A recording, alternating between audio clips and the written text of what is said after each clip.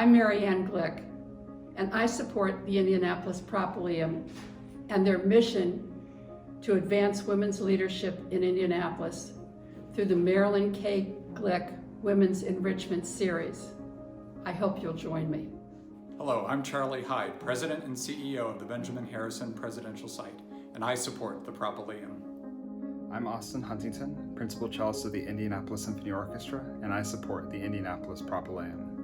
My name is Bishop Jennifer Baskerville Burrows, Bishop of the Episcopal Diocese of Indianapolis, and I support the Indianapolis Propoleum.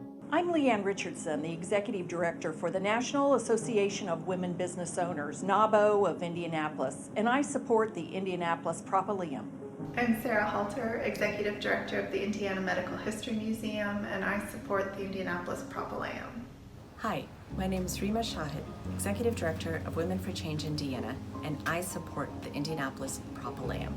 Hello, my name is Jean Breaux, and I am the Indiana State Senator for District 34 in Indianapolis. Hello, I'm Michael Toulouse, Program Director of Classical Music Indy. Hi, I'm Danielle Shockey, the Girl Scouts CEO for Central Indiana. Hello, I'm Judith Thomas, Cultural Architect and Principal of Judith & Co. Hi, I'm Rhea Kane, and I'm the President of the League of Women Voters of Indianapolis. And I support the Indianapolis Propoleum and their history of civic engagement and involvement from the very beginning, from their founding suffragists through their work today. My name is Sarah Evans Barker. I'm a judge at the Federal District Court here in Indianapolis. On this auspicious occasion, I quote Kurt Vonnegut, who said, "If this isn't nice, what is?" That's true of the Propoleum, and it's something that everyone ought to discover for herself.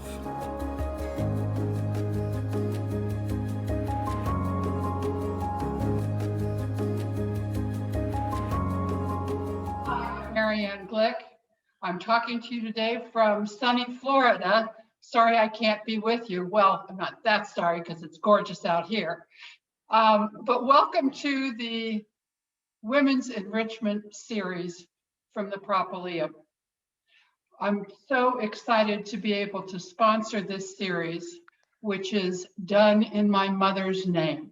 And my mother was very interested in the arts and enrichment, especially for women. So I'm very happy to be able to bring this to you today, and I hope you enjoy Allison Barber, our presenter. Tamika Catchings will be introducing her in just a moment. Have a great time. Thanks. This might be one of the hardest jobs I've had to do in a long time, introducing my friend and my boss, Dr. Allison Barber. Allison's career started in the schoolhouse, and then she transitioned to the White House, and now currently serves in the field house. And yes, that Bankers Life field house, where she serves as our president and chief operating officer for the Indiana Fever.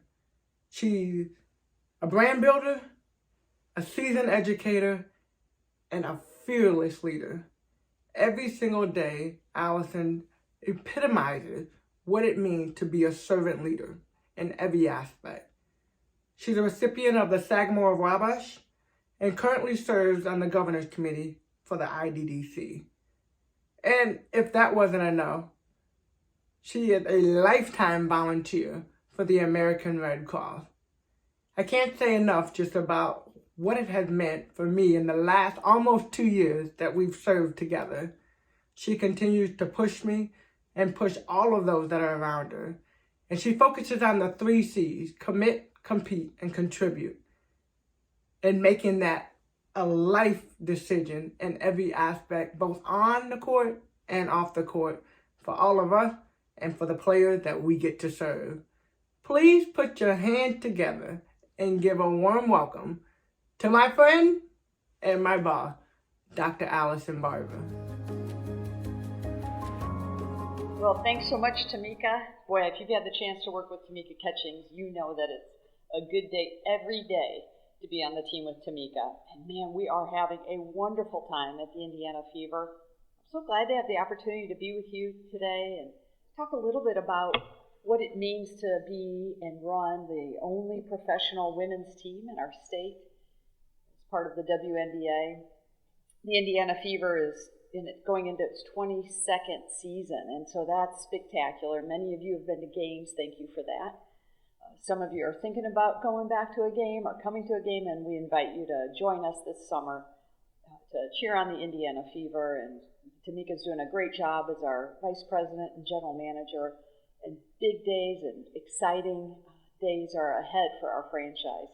You know, when I think about basketball, I was born and raised in Indiana, so, you know, of course I love the sport. Who doesn't? It's what we do. Well, growing up in Northwest Indiana, I remember the day, the Christmas day, where I opened my first basketball. It was red, white, and blue. It was exciting, and I couldn't believe I finally had my own basketball. And what was even better is when I went outside in the driveway, I saw that my parents had bought me my own basketball hoop. Nothing could have been better for me than having a basketball hoop and a basketball so that I could play all of the time. And you know, when my dad and I would go out and shoot hoops, he would always give me the same encouragement, the same mantra. And he would say, "Take it to the hoop, kid. Take it to the hoop." Now, in that moment, my dad, I think, was trying to encourage me to get closer so that I'd have a better chance of actually making a basket. But from that moment forward, his admonishment, his advice, his support and encouragement, take it to the hoop, has really been a theme of my entire career. So if you're in basketball, you know that taking it to the hoop means that you're driving the lane and going up probably for a layup, close in, high percentage chance of making it. If you're not in basketball, then what taking it to the hoop means is that you're being assertive, aggressive. You're moving in close to the hoop so that you can shoot and score. It also means that you're willing to take a risk. It means you're willing to get fouled. It means you're willing to miss. But the bottom line is you're playing offense. And that take it to the hoop mentality has really been a guiding sense of what I've done through this career that I've been fortunate to have of playing offense. What's the goal? How do I get there? How do I score? And how do I accomplish the goal? How do I take it to the hoop? I bet you've taken it to the hoop in your careers too. Maybe you haven't thought of it that way because you haven't been in sports. But I encourage you to think about what taking it to the hoop means for each of us. You know, for me, the first thing that it did was that it built and developed confidence. You know, the same year that I got my basketball hoop, one day I was looking at the newspaper. So I'm in 4th grade, looking at the newspaper, and I looked at the classified ads. And in the classified ad was an advertisement for a used car, $1,200. And I thought, that's a pretty good deal, $1,200 for a used car. So I started to strategize. If I could raise and earn $1,200, I could buy this car. Now, I get that it didn't make a ton of sense because I was in 4th grade, and so even if I could make $1,200, buy that car, I couldn't drive that car, but I was young, I didn't really have the higher level skills of thinking through a whole plan. So I was determined to take it to the hoop. I was going to buy that car. I was going to raise the money to buy that car. So I went to my bazooka catalog, so I get the irony, I hope you do too.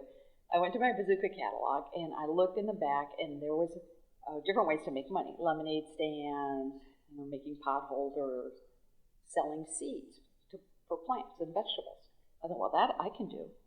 So I ordered my seed kit, came in the mail. I was so energized by the opportunity to sell seeds, make $1,200, buy a car that I could not drive. I'm guessing you're following along with this lack of logic. I got my seed kit, and I went to the first door, knocked on the door. Neighbor answered. I asked, would you like to buy some seeds? No, they weren't interested. Second door, no. Third door, rejection. Fourth door, rejection. Fifth, sixth, seventh door, rejection. And my morale was kind of in the tank, as you might imagine. But I remembered this Bible verse. I was going to a Christian school at the time, and Bible verse in Proverbs says, the just man falleth 7 times and gets up again. So I thought, well, I can't quit at 7. I'm going to try one more door. So I went down to my great uncle's house, and I knocked on Uncle Bill's door, and he came to the door, and I said, Uncle Bill, I'm trying to sell these seeds so I can make enough money to buy a car. And this is how you know your uncle loves you. He didn't laugh. He didn't point out the ridiculousness of that strategy. He just looked at me and said, honey, how did you know I was thinking about buying seeds? Can I buy all of them? And sure enough, Uncle Bill bought all $18 worth of seeds.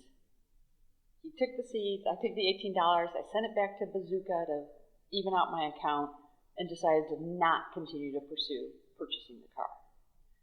But in that moment, my take it to the hoop moment of going door to door to door to try and play offense, try and reach my goal, what I learned was you got to start with people who believe what you believe. I went to my Uncle Bill because I knew he cared about my success. I knew that he wanted me to achieve my goal. And so it made sense to him to buy seeds to support me. And it gave me confidence. You know, I've used that philosophy through every career. I'm in my 8th career now, not job, but career.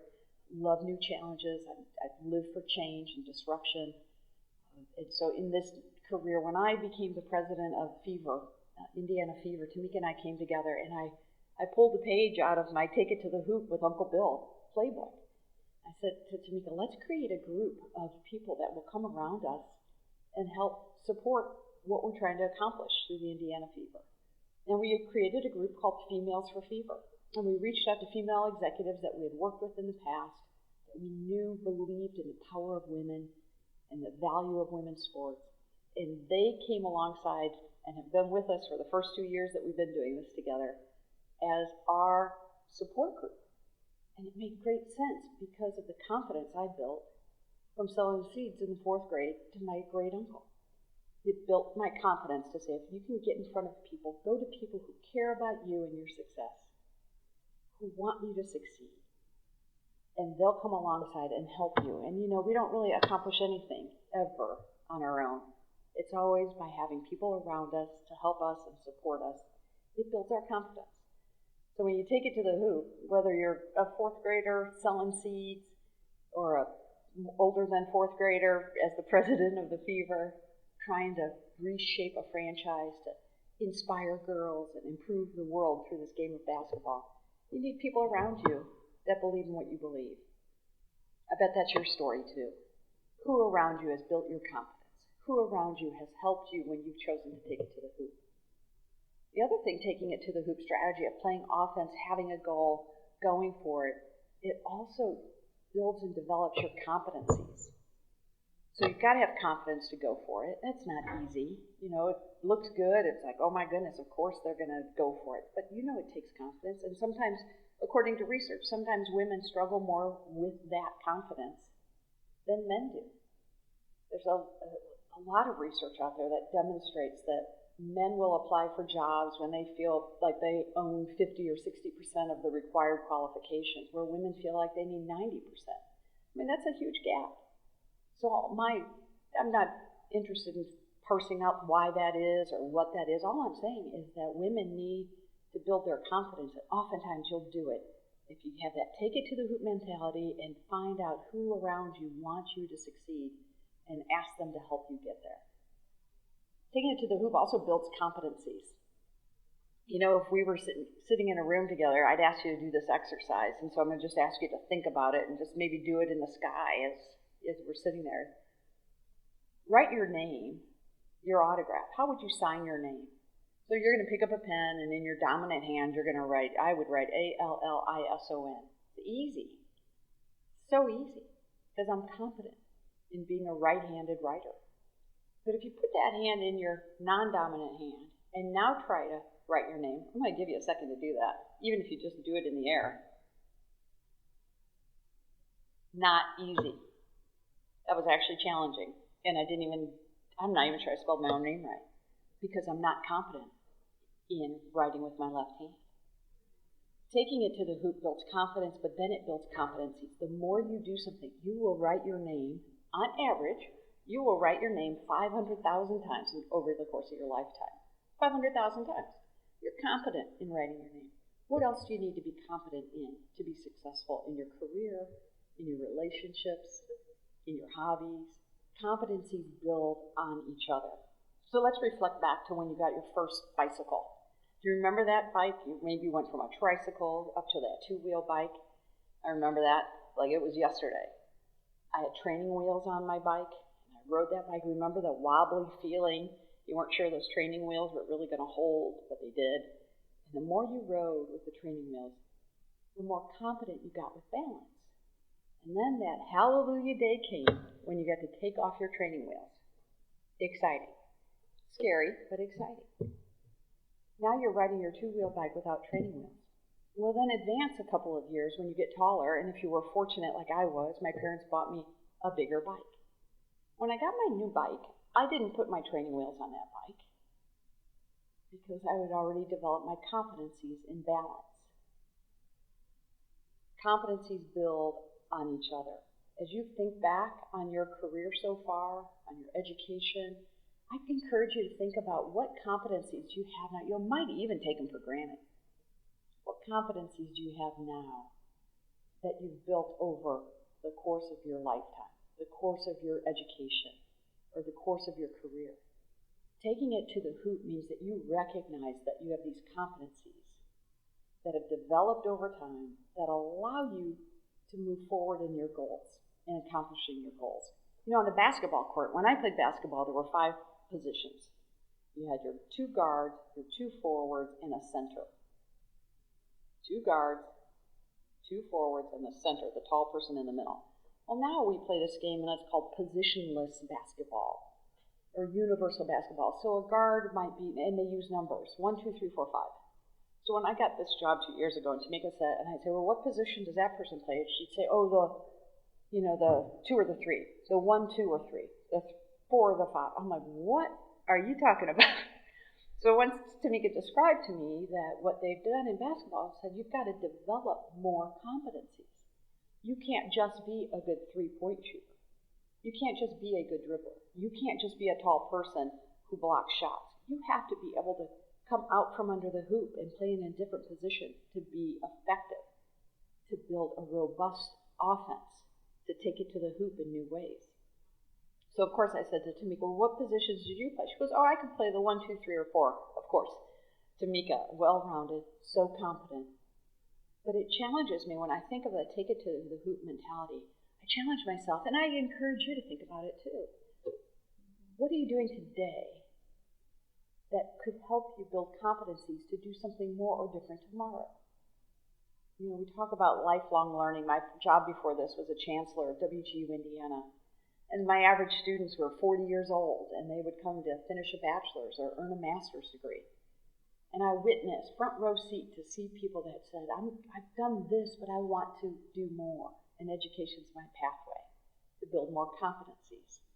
And so we think about this, take it to the hoop mentality, having a goal, driving to your goal, being confident, building your confidence first in little ways, sow some seeds. Do it in little ways, and it will build and build and build into big ideas, into more confidence. And then continue to develop your competencies. Be a well-rounded player if you're on a basketball team. Know how to play other positions so that you can succeed. And as you build that confidence, and then as you build your competencies, then the other thing that take it to the hoop mentality does really is it builds your capacity. You know, years ago, I worked as a school teacher in Northwest Indiana, and in the summers, I ran a summer at a country club. I was in charge of pool and tennis. I was augmenting my salary.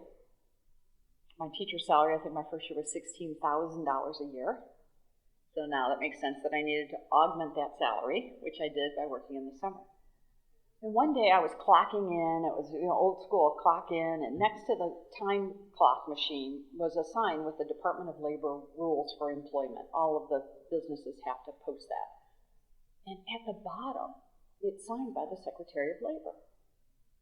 Well, at the time, in Northwest Indiana, Maryville, Indiana, I'm clocking in one day, I'm in my 20s, and I look over and the Department of Labor signature is signed by Elizabeth Dole. She's the Secretary of Labor at the time. Now, Elizabeth Dole's worked for 4 presidents. She's had 2 cabinet positions. She's married to Senator Bob Dole. She has been a senator. She was the president of the Red Cross. I was clocking in, and when I clocked in, I saw her name, and I said to myself, I'm going to work for her someday. I'm going to work for her someday. I didn't know much about her. I'm a school teacher, a swim instructor. I clean the pools on the weekend. I'm going to work for her someday. Well, come to find out, as things progressed, the first Gulf War broke out. My husband, who was a practicing attorney in Northwest Indiana, was motivated and inspired to serve the country. So we both quit our jobs, and he joined the Army. We moved to New Jersey. I started volunteering for the Red Cross because I've been a Red Cross volunteer since I was 16. We moved to New Jersey. I volunteered for the Red Cross while I was looking for a job, and I was offered a position at the headquarters of the American Red Cross in Washington, D.C. I took the position, we moved to D.C., and guess who was the president of the American Red Cross? Elizabeth Dole. Now, how do you chart that path? You cannot. There is no clear line to pool instructor, swim instructor, to American Red Cross, Elizabeth Dole president, but that was the fortune I had. And as I worked there with Elizabeth Dole, I witnessed a woman who had confidence and competencies, and that gave her capacity. And I was so inspired to see how she would put her hand to important issues as the president of the Red Cross. And I continued to develop a relationship with her. And most recently, 10 years ago, Elizabeth was at Walter Reed Hospital because her husband, Bob, a World War II veteran, was dealing with health issues. And she would go visit him at the hospital every day. And while she was there, she would see these young spouses and parents of wounded soldiers who had come home from Iraq or Afghanistan. And her heart began to be heavy for them and their needs. And she was curious about where the connection point was for all of these caregivers, military caregivers. And as she met with them and talked with them, she realized they didn't have a platform. They didn't have a connection. They didn't have a voice. So Elizabeth started the Military Caregivers Foundation. And she reached out to me, and I helped her, was able to be on the board to help her get that started. And look how things came so full circle. And we put together, and with her leadership, a foundation that now helps support the more than 5 million caregivers, military caregivers in this country.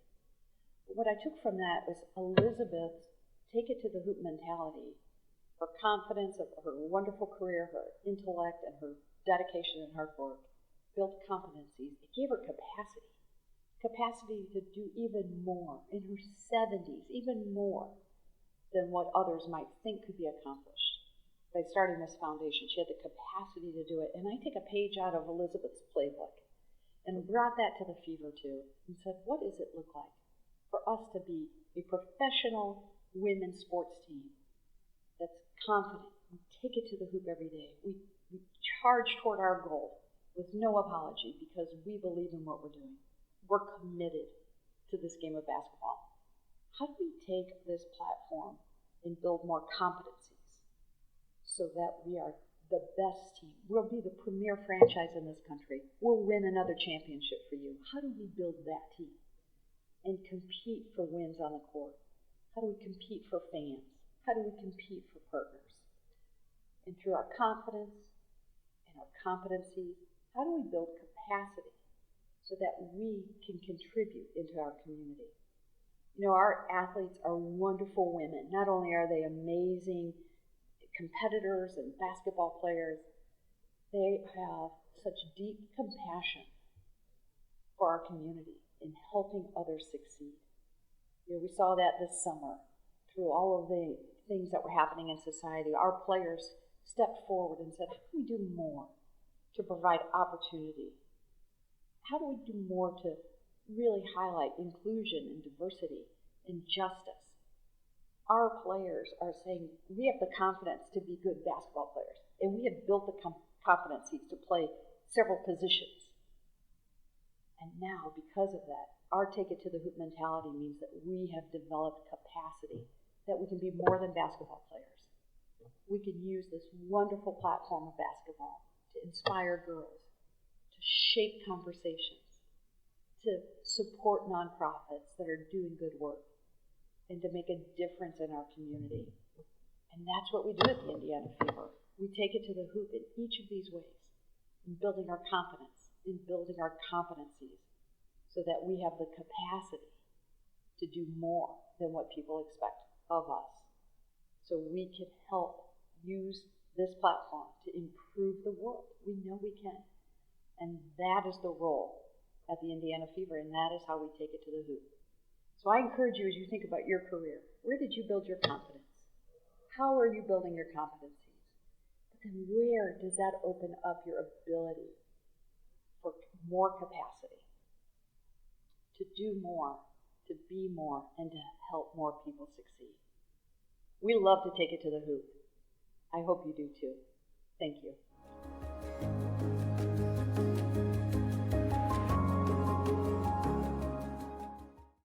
Allison, we had one question that came in. It says, the Indiana Fever is one of the best professional sports in Indianapolis for the money. Post-COVID, what plans will the Fever have to get fans in the stands again? Thank you. First of all, hello, everybody. Thank you for being here tonight. What a pleasure to see many of your faces and just share this time together. So thank you. It's humbling to have the opportunity to be with you tonight. So thank you for this chance. Thanks for the invitation to speak as well. It's nice to see friends coming on camera. That's always helpful to see your faces. So we want to see your faces in the stands too. And this is the plan. We are on track to our season tips off in May, as many of you know. Some of you have been to our games. Thank you for that. We will tip off our season in May. Our plan is to have fans back in the field house. We're already doing that right now for the Pacers. So we're excited that we've figured out the protocols and how to social distance, how to turn to mobile tickets so you're not holding your ticket anymore. We've just done everything we possibly can at the field house to keep it a safe environment for our fans, our staff, and our players. And we're planning to do the same thing in May for the Fever. So we'll look forward to seeing you there. Okay. Since you've had such a rich history, so many amazing careers, which is 8 careers, is that what you said? 8 careers. This is my 8th career. Rich history, rich career is another way of saying you're old or you can't keep a job. I'm not sure which thing you're saying right there, but it's true. No. What advice do you have on knowing when it's time to shift careers? Oh, there's a ton of science behind this. I'm not sure I knew any of it at the time, but I've learned it since then. It's called the S curve. And it talks about, when you start a new job or a new career or a new hobby, maybe with a glue gun. Judy Singleton, I see you out there. She was the first person to teach me how to use a glue gun, and it was only 2 years ago. And she took it away from me. I never got to use it again. So when you learn a new habit, hobby, career, when you go from 0 to 1, it's really hard because you're learning. It's like writing your name with your non-dominant hand. It's hard to go from 0 to 1, but going from 1 to 2 on the scale is a lot easier. Why? Because you've already gone from 0 to 1. But then as you work your way up what they call an S curve, you get to that middle S curve. That's where you're still learning and growing and you're energized by that. The more you learn and grow, the more capacity you get and competency, you get to the top of the S curve and it flattens out. And maybe you've had this experience where it's like you go to work every day and you still love the mission, but you just don't have the same spark because it seems routine. It seems like what you do and you kept doing it and it just doesn't give you energy. And that to me is always a signal. Now, not everybody has, my S's are probably a little bit small. I move fast through that S because I do love to learn new things and try new adventures. But I think when you look at when you get up to go to work or do your hobby or whatever it is, if you pay attention to, are you getting the same sparkle out of it? Do you still love it? And if the answer is no, it might be time to challenge yourself to find the next thing. So I think your mind and your body and your energy are really good signals as to when it's time to try something else. Okay. What are, to use your analogy, what about barriers or fouls? What about fouls in your career? Yeah. What barriers have I had or what fouls have I had? Yeah, well, had against you or committed, I guess. I don't know. So, I think there are several things. So the barriers, when you change careers, you have immediate barriers that you're not going to be the expert in the room. So that takes, it takes confidence, it takes humility, it takes the willingness to make mistakes, but it really takes, you have to be determined to learn from the people around you. And I think the more mature you get in your career, it's hard for people, I think, to go, oh, wait a minute, I'm this age, I've had all these careers, but I don't know it all. And you can't. So I think one of the barriers is your own internal mind saying, oh my gosh, I'm vulnerable because I don't know everything about this industry. And so the barrier is more between your ears sometimes than anywhere else. I have worked in worlds that were mostly male dominated. I worked at the Pentagon for 7 years. There aren't very many female executives in the Pentagon, as you might imagine. It's a kind of a macho place. I loved it every day. I loved the drive and the commitment of people who want to do good things for our country every day. These men and women who serve our country, just, phenomenal. But the barrier there is to not talk yourself out of your own success. Like, oh, I didn't serve. I don't have stars on my, uniform. My first assignment at the Pentagon, they sent me over to meet with a general, and they asked me to write a communication plan on missile defense. So, as a former first grade school teacher, I did not have a lot of competency in writing a communication plan for a 4-star general or on missile defense. So, the barriers are, one major barrier for success is to not talk yourself out of your own ability to learn and grow. So but that's a constant lesson you have to keep teaching yourself. Yeah. So what do you do to ensure that you're continuing to grow and develop your leadership and develop leaders around you? Well, I hang out with really cool people. Many of them are on this call tonight. I think if you surround yourself by people who bring different talent and skills than what you have, like that's my goal always, is that when I hang out with folks that nobody looks just like me. Because if that's the case, then I'm not learning and challenging myself the way I think about things. I'm not trying new things. So I do think that if you surround yourself by people who are that challenge you, that's a way to grow. I mean, honestly, COVID has taught us how to podcast and watch Netflix and documentaries. I mean, we have more time than normal to learn and develop from what other people are writing about and talking about. But, and then I listen to a ton of books on topics that are difficult or that I'm not not used to thinking about. I think everybody probably does that too, but it's just, why not? Why not learn something new? Why not try a new approach to something and challenge your own thinking? It's motivating to me. Okay, we have several questions about the fever. So, all right, let's do it. Okay, first, what are some of the changes that you've seen in women's basketball in general, and then I guess what do you envision it post-COVID? I mean, Sure. So, I think you've seen a lot of change in women's sports, just like you've seen a lot of change in women in corporations and nonprofits. When I got this job, people said to me, oh, it's different. Sports is different. It's so different. And I didn't have the heart to tell them that when I worked at the Pentagon, they told me the military was different. When I had the opportunity to teach at Georgetown, they told me the academia was different. It's like, it's different. It's all different, but in some ways it's all the same in that it's about opportunity. And that's what we see for women in sports, is that there's more acceptance of cheering for women who are competing at the highest level. There's more opportunity for partners to come alongside the Fever, for instance, to help develop new programs and ideas and concepts that make a difference in the community. And I think what you're finding too is that the female athletes are starting to find their own voice, to be role models. And isn't that so cool? Like these amazing athletes that want to just give you everything they have on the court. And the very next day, they're going to show up in the community and give you everything they have there too. And so I think the more fans get to know the Fever players, the more they'll see the full picture of what it looks like to be a female athlete and how powerful and energizing and really just exciting it is to be on the team with them. Okay, this one's very specific, I think. As a proud Fever fan and season ticket holder, Thank you. Excited to see our young squad and the new additions of Lavender and Robinson. Can we expect, as veteran presence on the team, can we expect any other moves in the free agency period? Oh, sure. Absolutely. So if you're new, I'm learning a lot on this job. So here's where we're at right now for the Fever. You guys probably already know this. I did not.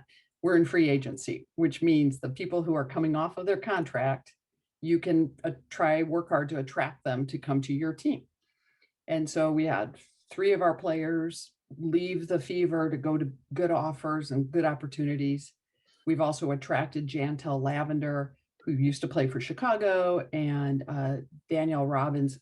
Our players have cool nicknames, like Danielle Robinson. I called her yesterday. She just said yes. She's a point guard. You're gonna love her. I just can't wait for you to see her on the court. But I said to Tamika, well, I'd love to call and welcome her to the team. She goes, oh, okay, it's D-Rob. Like nobody uses their real name. We had E-Dub, then we have D-Rob. I said, I need a cool name. Like Allison Barber is the least cool thing you'll ever say around here. But Danielle is going to be sassy and kick it up for us. I think you're going to like her a ton. But having said that, we're going to add a few more players to the team. So watch your news. If you haven't, you could subscribe on feverbasketball.com. You can subscribe to our newsletter, and you'll be the first to know that the breaking news as we add to our team. But we're attracting terrific talent, which speaks well for our city and the great work Elaine Beadle's doing with Indiana Destination Development Corp. Our players are moving here and buying houses. So Elaine, that's coming your way. Good.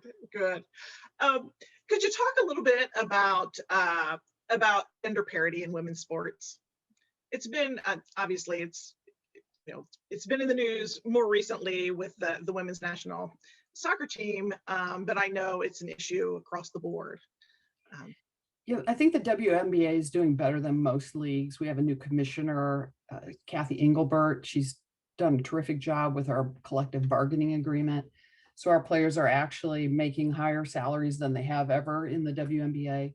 In addition to that, we've had some flexibility where we can keep them in the market. Most of my players are overseas. So this is the rhythm that they play for the Fever from May to October. Our season ended, and the very next day, 4 of my players were on planes to go overseas, and they're playing for international teams, and that's how they augment their salaries. So we're working on ways to keep players here in Indiana so they can, in the off season, get internships, work in other positions so that they can equalize and earn more money. But you have to realize that it's a long time in coming. When the NBA was 20 years old, so we're 21 seasons old at the Fever. When the NBA was 20 seasons old, only 4,000 people went to watch NBA games. 4,000 people. Wilt Chamberlain made some humongous shot, record-breaking shot. There were 4,000 people there, which is about what we have at the Fever game. So you think, it's not equal. Men's basketball to women's basketball. They've been around longer. They've built big generational fans. So anybody here a Cub fan? Any nodding Cub fans? I'm a Cub fan. Why? Because my grandfather was a Cub fan. How many of you are like a certain sports team because your parents like them or your grandparents like them? It's all the research shows this. You're a generational sports fan. Well, the Fever's only 20 seasons old. This is our first time to have kids come to the game whose mother came to the game or whose aunt brought them to the game. So the future for equality when it comes to the things we're talking about, you have to have great games, but you have to have fans that attract sponsorships, that attract more revenue, that leads to more salary. It's like every business you run, it's all connected. So we think our future's really bright because we think the generational fandom and putting all of this together, and we're building the premier franchise in the country. I'm not kidding. We want to make you so proud of what we're building for the Fever that it will grow. Yeah, I have tremendous faith that definitely the next generation. I know my son is a huge sports fan, and across the board, it's not, he's a huge male sports fan. He loves great athletic ability and would comment on it all the time. And then let's see here. Susan Fasik wanted to know if we should call you A-Bar, if that would be a good thing. It's probably going to take more than a nickname to make me cool, but if that helps, we'll take it. Okay. Here's one. What qualities, in addition to athletic ability, does team management look for when drafting and recruiting players? And how do you and the head coach identify and mentor leaders on your team? Yeah, it's all about character for us. You will hear Tamika and Coach Stanley and me talk about this all the time. It's about a championship culture. We will win a championship. We think we'll do it in 3 years. But more importantly to me than a ring and a trophy is a championship culture. And so we are, without any apology, we are attracting players that some people might attract different players based on their statistics. We are attracting players specifically based on, do they have the character traits, the leadership development, and a championship culture mentality, which means you're humble, you're a team player, you're committed. It's our 3 C's Tamika talked about in our introduction. 3 C's every day. We painted it on our brand new locker room: commit, compete, contribute. You will not fit in this Fever franchise if you only hit on one of those 3 elements. If you're the best player in the world, but you don't care about our community, you're not going to fit with us. So it's, and it's pretty clear. You could go to a game, you could go to any sporting event, and you watch the team long enough, you'll see, just by sitting in the stands, you can see who's a team player. You can see who cares about the success. You can watch somebody on the bench and know if they're a team player. So that's what we're looking for, and we will not compromise. Okay. Lori just asked, of all the jobs you've held, which one was the most challenging, and which one prepared you the most for your current job? I got to tell you, teaching first grade is kind of challenging. I think, it's interesting. I really am committed to this competencies build on competencies. So I think every job is built a pathway for me to be in this current job. Working at the White House was probably the most difficult job. It was right after we invaded Iraq. And, so that led to me going to Iraq several times and traveling the country and meeting with local Iraqis. And I think that gave me this grounded me in this philosophy of people want the same thing in life. They do. And I call it, it's just kind of common civility. People want to care for their families. They want to have jobs and opportunity. They want to be safe. I think about that was so instructive to me when I think about when I come back and I work in jobs with good teams, and you get caught up in the energy of running a franchise, which is really exciting and fun, and I'm thrilled to do it. But at the end of the day, how do you care for the people around you, and how do you provide for them in a way that they feel safe and secure and have the opportunity to do what they care about and what they're passionate about? So I think, working at the White House was probably a game changer for me, and looking at things, looking at the global picture of life, but really the humanity and the importance of respecting people where they are. That helped me a lot this summer. The social unrest was very disruptive to the way of life that I was used to. But looking back from that experience of the White House helped me really understand that people think about things differently than I do, and that's okay. They think about things differently than you do. That's okay too. But how do we find this common civility that we can come together and provide for each other and for each other's success? What drew you specifically to women's basketball? Oh, geez, nothing. You guys, this was the craziest story. I was working on a Friday morning and my phone rang, and it was Rick Fuson, who's the president of Pacer Sports and Entertainment. So I know many of you on this phone call, which are really fun. And so you know the drill, Lisa Abbott specifically, because we did it together sometimes too. Like on a Friday morning, you had a table, remember, like you'll have a table at the chamber for luncheon or at the econ club, and you're bringing a client or two, and then all of the other people drop off and you realize the only people at your table is your client and a bunch of interns, and that's not going to look good with the client. So you call, aren't you, you are, some of you are on that short list, like, oh, Lisa Abbott could call me at the last minute and be like, can you help fill this table so it doesn't look like a bunch of interns and I'm going to be there for Lisa Abbott, right? So I think that's the call I'm getting from Rick Fusen. Like, oh my gosh, they must have sponsored a table. They don't have enough people to fill the seats except for the interns. That's a bad look. I answer the phone and I say, hey, Rick, how's it going? He said, good. He said, why don't you come talk to me about being the president of the Fever? And I laughed out loud. I'm like, okay, I thought this was a lunch invitation to the econ club today. And the next day I went over, or Monday, I guess I went over and talked to him, and just loved the opportunity to take what was such a strong and good franchise and maybe just put my hand to it a little bit, that maybe we could elevate it to the next level. And, appreciate what Tamika was trying to accomplish, and thought, well, if I could work with Tamika and build this franchise to the next, to this premier championship culture, like there's just something there, I think, that is really going to work well for our city and state, and to inspire girls, which I think is a really great mission. So that's how I did not see this one coming. I haven't seen many of my careers coming. This was definitely not on the path, but I love it. I love the game more than any other game. Okay, we're going to switch topics really quickly. And again, if you have questions, please put them in the comments.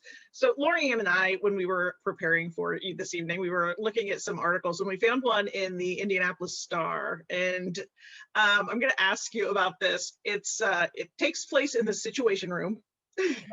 And Tori Clark, who's the Assistant Secretary of Defense, told, I think, Condoleezza Rice, if she wanted something done, to ask you to do it. Yeah, that's all very true. I think it was Larry Dorita. I think the paper, I remember that they wrote, it was Troy. It was by actually the next boss, Larry Dorita. Condi was not happy because they kept trying to get this press center built in Iraq. Mm-hmm. And so they told the generals they needed it. It was a really good strategy, and it wasn't happening. So we're in the Situation Room. And Condi was just, she was a little bit put out, like, to the Department of Defense, like, why isn't this happening? This needs to happen. We need it done. Why isn't it happening? And I was just standing against the wall listening, because I'm just, I was there with my boss. And exactly then Larry Dorita was like, well, if you want something done, give it to Allison. And I just looked at him like, I do not want to go to Iraq.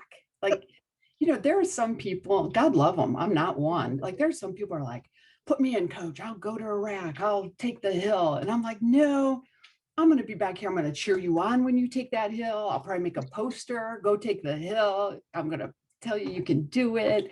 I might even write you a check if you need it. But I'm not that girl that is like, yes, I'm going to Iraq. But guess what? Nobody asked me. It's a funny thing. When you're in the Situation Room, nobody really takes a survey. Like, Allison, would you like to go to Iraq? It was just like, oh, great. You'll leave in 2 days. And I did. And I went to Iraq, and I landed in Iraq.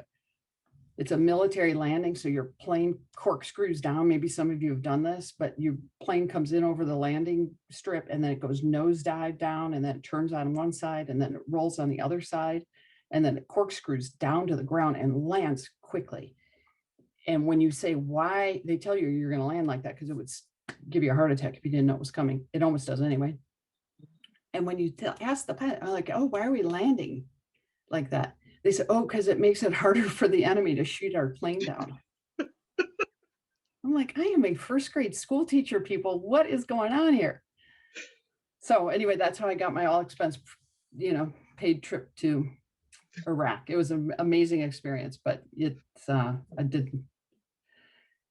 it's a great story, if you live to tell about it. Mm-hmm. I don't know a lot of people that start a story with, I was in the Situation Room. So isn't that amazing? I'm the most fortunate person. When the White House asked me to work over there, I said to my husband, I don't want to work at the White House. He's like, why don't you want to work at the White House? I said, well, because if you screw something up, you get in trouble with the President of the United States. To which my husband is like, but that's kind of cool. I'm like, oh, I didn't see it like that. Yeah. Okay, we have a couple more questions for you. One, can you talk a little bit about, or what advice you have for work-life balance for young working women? Yeah. I don't believe in work-life balance. So that's a bad, like, I'm absolutely no help at all. I think life is blended. I'm fortunate. I've had great jobs. I have a terrific husband who's also got a really busy career. We do multi-generational living. My great aunts lived with us until she passed away at 95. My parents and I share a house. I like complicated life. But I think if I was ever trying to get work-life balance, I would spend every day being frustrated because the minute I got this piece right, I got that piece wrong. And so I really think that life is, it's integrated and blended. And so the way for me to find a successful path is to understand what my priorities are and realize, my husband and I talk about this all the time, like, in life, you're going to juggle a lot of balls. Some of those balls are glass balls and some of those balls are rubber balls. And the secret to success is never drop the glass balls. So when you juggle your work-life balance, what are your glass balls? Oh man, caring for my great aunt, that's a glass ball. Going out, doing something else, going to the movies, that might be a rubber ball. Maybe I don't get to do that this week. I dropped that ball. It doesn't matter, it's a rubber ball. I can't drop the glass balls. So I just think life is better. If you want to live a robust and really messy, go for it life, and why not? We get absolutely one shot at this. I think striving for balance will be unsatisfying and pretty unrealistic, but a blend of finding your priorities and giving it everything you've got to make sure the glass balls keep juggling around and not dropping, that's a good pursuit. That's great. What accomplishment are you most proud of? The next one. That I was going to say, I saw an interview with Tom Brady one time, and it's apropos to this weekend, but they asked him what was his favorite Super Bowl, and he said the next one. And I was going to ask you, what's your favorite career, and see if you said the next one. I think I love this career. But you said accomplishment. So I will tell you this. I had the great privilege when I worked at the Pentagon after 9/11. I was working at the Pentagon during 9/11. And I had a front row seat to the most wonderful time in our nation's history, in my opinion, when my phone was ringing off the hook. Corporate America, you name the company and they were calling. You name the nonprofit and they were calling. How can we help? What can we do? How can we show our support for the men and women in the military and the first responders? I mean, it gives me the chills just thinking about it. And in the Pentagon, that was a very unusual moment in time for the Pentagon, because as a government entity, they're not used to working with individuals and companies, and can't receive gifts because that's against the ethics rules. But a couple of us came together and said, we can't let this patriotism be, unrealized.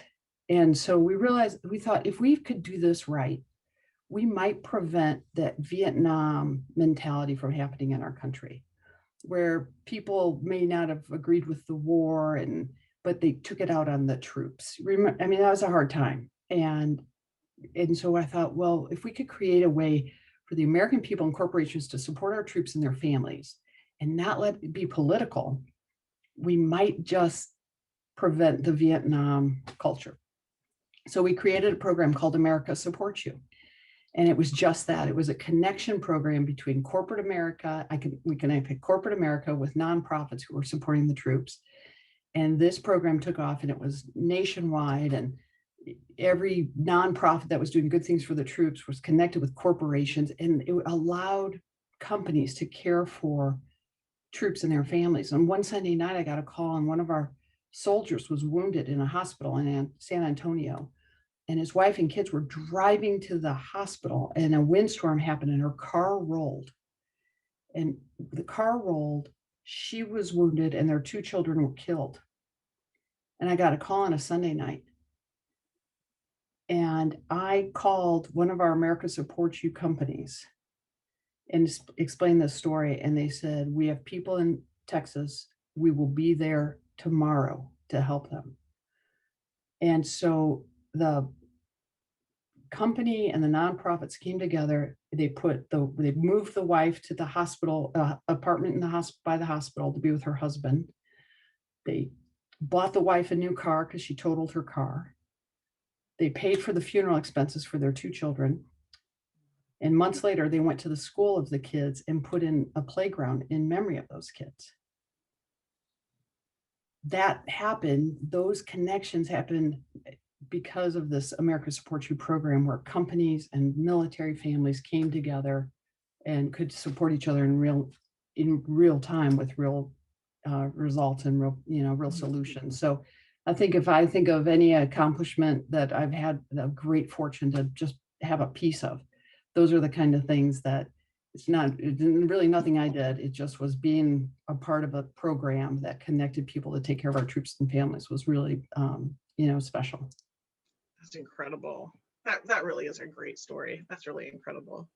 Thank you so much for being with us tonight. Have a great evening. Thank you.